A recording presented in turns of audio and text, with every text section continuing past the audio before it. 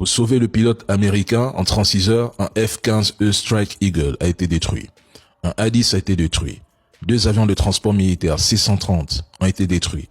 2 hélicoptères Black Hawk de l'armée américaine ont été détruits. 2 drones MQ-9 Reaper ont été détruits. Un drone Hermes 900 a été détruit. 2 hélicoptères MH-6 et Little Bird, l'appareil léger utilisé par les forces spéciales pour kidnapper Maduro, ont aussi été détruits. Mais Donald Trump affirme que ces avions sont restés en l'air au-dessus du ciel iranien pendant 7 heures. S'il fuit l'Iran en perdant des avions, des drones, pour sauver un pilote gravement blessé, qu'est-ce que ces Américains risqueraient de perdre dans une opération terrestre en Iran? Mesdames et messieurs, posez-vous les bonnes questions. Je suis persuadé qu'au début du conflit, Donald Trump pensait que les dirigeants iraniens ne survivraient pas à leur frappe.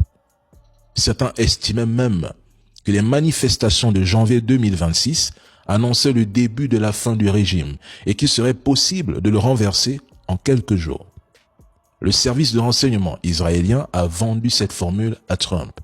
Or, non seulement le gouvernement a tenu, mais les institutions continuent de fonctionner. L'Iran contrôle toujours le détroit d'Ormuz, ce qui pousse aujourd'hui Donald Trump à se contredire.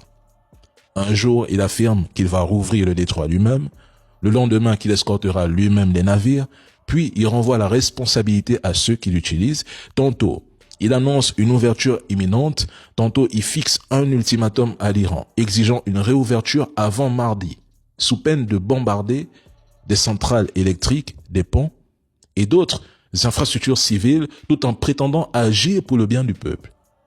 Si on est arrivé à ce niveau d'incohérence, c'est parce que son opération est un échec cuisant.